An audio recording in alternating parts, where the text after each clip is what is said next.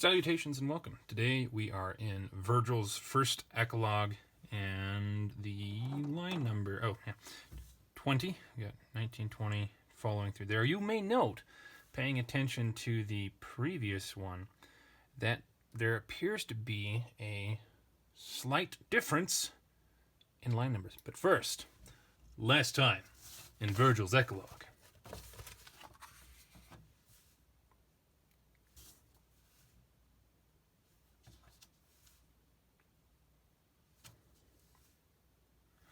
So it turns out that in the commentaries edition of the text, and I found this out yesterday as I was preparing for it today, that this line right here does not exist. So the text from, I think I got this from Perseus, has this first line 18, whereas the commentary does not. So from this point on, all of the numbers for line numbers are going to shift to match the commentary, and this, I'll do it in blue. This one is 18A, and this one is going to be 18B. There we have it. So here is our rubric, everything we need to be looking for. Let's go ahead and get started. Urbem quam dicunt Romam meloboe, putavi stultus ego, huic nostrae similem, quae saepe solemus pastores ovium teneros depellere fetus. Sic canibus catulos similis, sic matribus haedos noram, sic parvis componere magna soleba. And there we have it. If you recall from the last one, Melobius had ended his speech by demanding that Tityrus give him his own deity, because Tityrus' deity is evidently treating him better. And according to the commentary, da can be used, and is sometimes used in poetry, as a stand-in for the imperative of dico. So Melobius might not have necessarily have been saying, give to me your God, but tell me your God, something along those lines. Well, as we take a look at Tityrus' response to that request, we'll notice something very interesting. So starting off, urbem, nope, quam dicut Roman, we've got a subordinate clause right here. I'm going to leave that alone until we get our main clause done. Meloboe, we can go ahead and do this one. This E right here, as we've seen before, is a vocative singular and masculine, with just referring directly to Melobius. And here we have putavi. Puto, putare, putavi, putatum. With that I there is the first person singular, and it is the perfect tense, of course, active and indicative. So we need a direct object, and if we go back to the beginning of this clause with urbem, there we have with the em is our accusative singular, and I think feminine. It's one of the words I really should know. So I have thought, or I thought city. And so let's go through the end of this clause before we get to the subordinate clause right there. Stultus, we have us right there, so that's going to be nominative, singular, and masculine. So Tityrus has inserted himself into the sentence as a subject, which he didn't need to do because this is first person. We've also got ego there, which makes this even more emphatic since ego is also unnecessary. So we might say, Tityrus said, oops, just put that back to position. Sorry. Tityrus said, I myself dumb have thought, or I my dumb self have thought. I think that's probably how we'll put it. Huic, here we have from hic haec hoc. Huius huius huis. Huic huic huic. So we have the dative and singular, but we don't know the gender because all three genders share the same form. Looking beyond that, we have nostrae with the e. This could be genitive singular, dative singular, or nominative plural of the feminine. And since this is dative and this could be dative, these two will most likely go together. What confirms that for us is actually similem with em, it's accusative singular, and it's probably going to be matching urbem, so therefore feminine. Similem takes a dative, similar to the dative. So this we should also assume as dative singular feminine. All right, so then we have all of that figured out. Now we can take a look at the relative clause and piece the whole thing together. Quam from qui quod,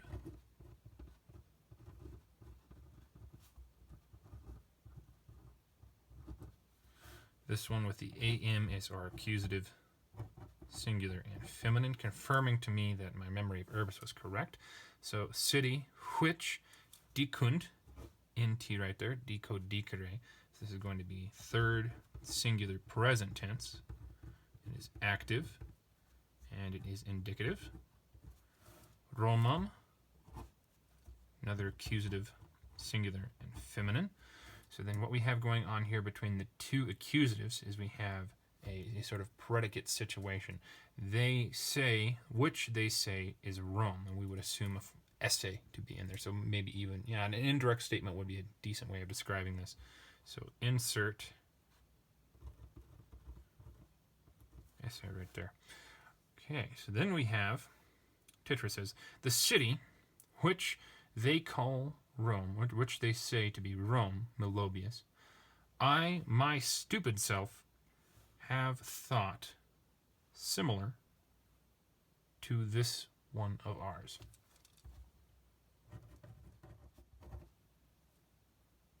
I'm just going to leave the demonstrative out. So moving on to this koi.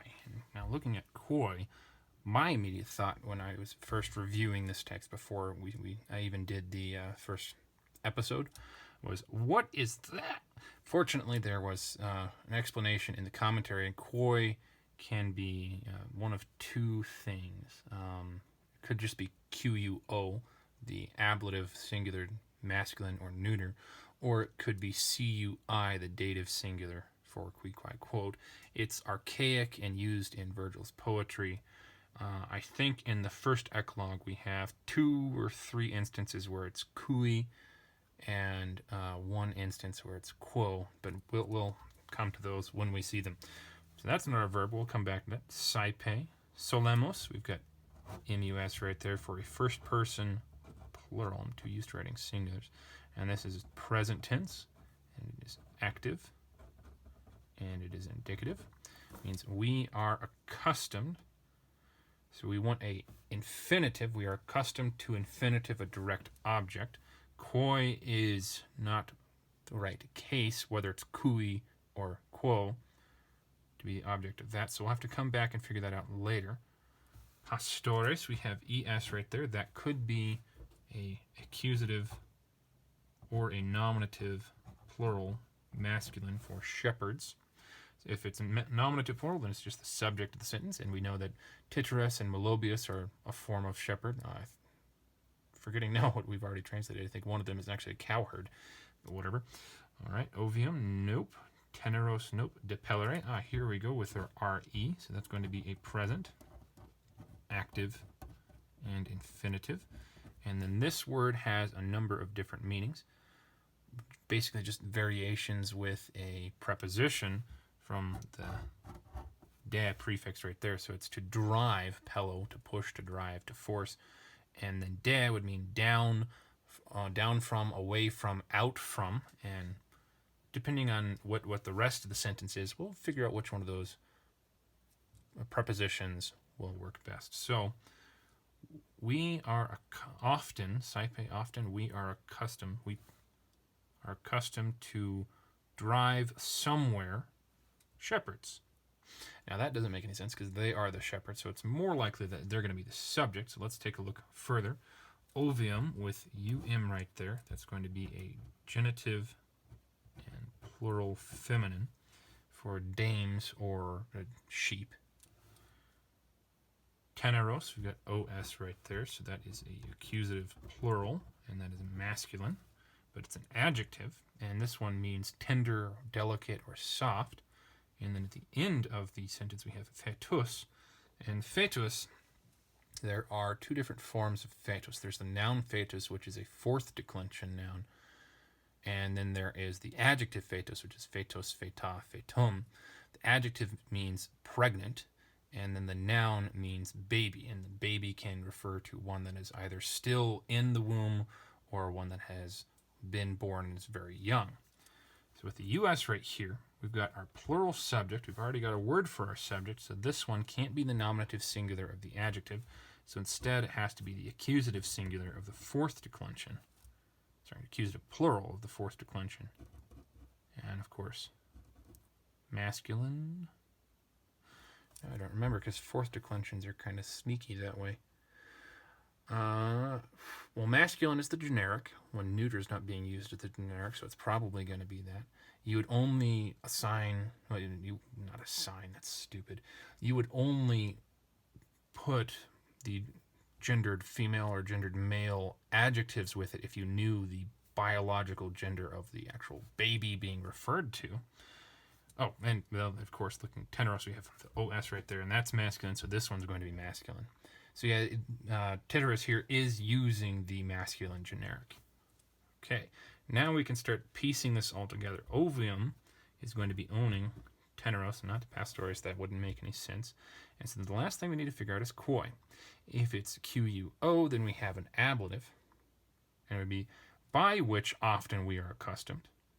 If it were CUI, kui, then we would know that it's the dative, and that would be referent. So for whom or to whom often we are accustomed.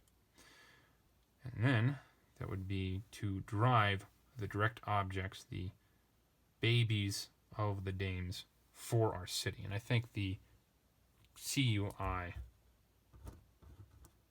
makes the more sense. So dative and singular. And then since our city is feminine, this one is going to be feminine. For which, since it's a town, not a person, often we are accustomed, shepherds, are accustomed to drive the, and then teneros, the tender babies, the delicate babies, the soft babies, and if we wanted to, we could use the word kids, though I think there's a better word in Latin for that. And I think I'm going to go with tender. The tender babies of the dames. So, for those of you that haven't dealt with animals, you probably don't know what I mean by that. Dame is just the word for a mother female sheep. So that's why I'm sticking that in there, because ovium is a word for that female sheep, of course. Yeah. Let's move on. Sic, thus. Canibus, catibus, similis. So nothing right there as a verb. Sic matribus haidos noram. Here we go. And then initially, you would think that our personal ending is going to be am and the verb is going to be nor. But there's not a verb nor. There's not one that I've ever run into. There's no, which means to swim. But there's not noro, nor whatever, os, nores.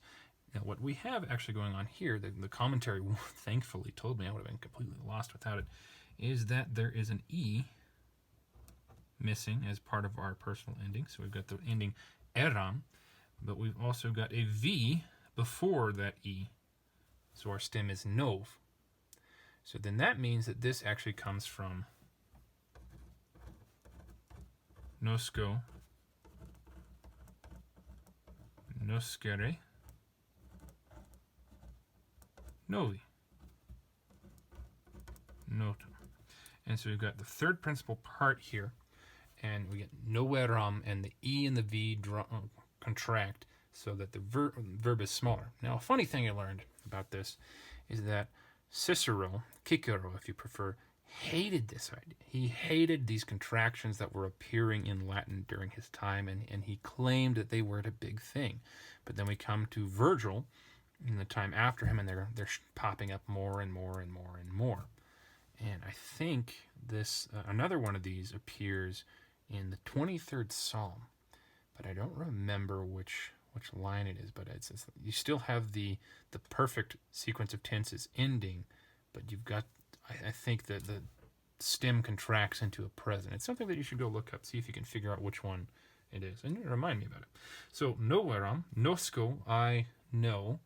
So I had known a direct object, which we can see in this first part of the clause with os, and again with haidos. Canibus is not the weed, but canis, canis. So we've got a IBUS, a dative or ablative, plural, masculine. Catulos, this is accusative, plural, and masculine. And then similis, similis appears to be the nominative form, but that might not be the case here, since we've got a accusative with a dative or ablative. Similis, of course, we know takes the dative, so dative here makes more sense. And with another ibus, this one is also going to be a dative plural, though feminine. Why is it in high S? I don't know. It could be that it's no, similis. Genitive doesn't make any sense. This could be an unusual adverbial form where it's the same as the nominative. I would expect actually similis here to match similem or something like that, or match catulos. But the idea at the very least is I had thought thus, and then we would enter indirect statement of sorts where catulos has a form of essay, or just has essay in there. I had thought thus likewise, or similarly, that, and then we would repeat drive. We drive the catulos, which is a young animal, a dog, a whelp, or a puppy. So I'm going to use whelp.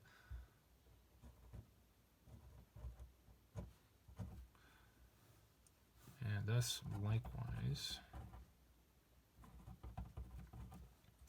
I had thought, text running over each other, whelp, and there would be with, or, well, we drive the whelps similar to the dogs, or we drive the whelps likewise with the dogs. And I don't know which one to go for, so I'm going to go ahead and write down both for each of these instances. The whelp, similar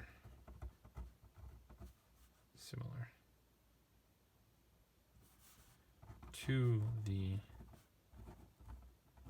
dogs, whelps similar to the dogs, or likewise I had thought whelps with the dogs.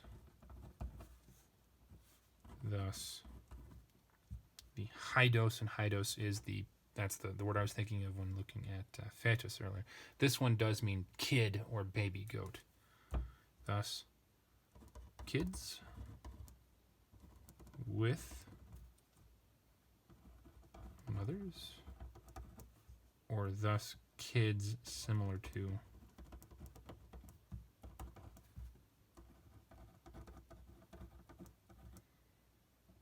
comma. Seek, thus again. Parvis, we have the is, that's a dative or ablative plural. And again, it depends on how similis is being used, because it looks like we have a very similar clause here. However, we do have verbs, and this, I probably should have gone to this to clarify things. First componere, re, present, active, infinitive, and then solebam. Same word as that one, but this time we have the first person singular imperfect tense, active and indicative. Thus, I was custom to compono, this is compose, to bring together, to lay together, to collect together. And I forgot. We never did the right preposition, to drive the tender babes of the dams down to town, away from town, out of town. I think it's going to be down. Drive down. Okay, now back to this. To bring together. Thus, I was accustomed to bring together the direct object. Parvis doesn't fit, but magna right there could be the accusative and then plural neuter. And then that would just be fitting. Another generic role, which is honestly an odd decision. Accustomed to drive together the great with the small. Or, and I think this very unlikely, we could have the is here standing in for long es. I know parvis, Parvus is a first and second declension adjective, so that doesn't follow very clearly. So I doubt that one. Just laying it out there that sometimes is is used for a nominative or accusative plural, and Vergil usually, the only times that I can ever remember running into it though, it's stuck with the third declension. So I'm still going to treat this as a ablative plural, and then we don't know the gender, and this is accusative plural. Thus, I was accustomed to what did I say? Bring together.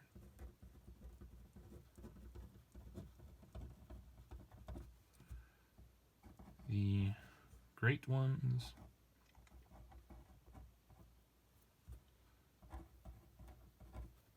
with the small. Okay, now a bit of commentary on what Tityrus is saying here. Melobius is asking for Tityrus' God, or to at least to be told about Tityrus' God. And what does Tityrus do immediately? Nope, starts talking about Rome. Non sequitur there for you. And then we see how he talks about how he is handling his animals, how he takes the babies, the kids, the young whelps with the older ones. And the way that would actually work back in the old days, this time, is that the ones that were too small to go on the journey themselves, which includes that, and that, definitely that, because they're blind, whereas these two are not, they would put them in baskets or in crates and carry them that way, and then the rest of the animals would be left on their own. So if Tityrus is implying that he doesn't use the crates, then I'm sorry, Tityrus, you're a moron. But there's no indication that I could see that he doesn't intend that. He drives everything together, and probably the implication is that yes, he also brings the babies in the crates. But I don't know. Maybe later on in the Ecloga, or this one or one of the following ones, we'll find out that no, he's actually a pretty dumb shepherd. Who knows? Well, there we have that one. Thank you very much for going through this with me. I hope this has been helpful for you, and I hope that you have a very good life. Wale. What? You're still awake? Why are you still here then? You should be reading a book. Or if not reading, you should watch one of these other videos. Please like, subscribe, leave a comment. See you next week.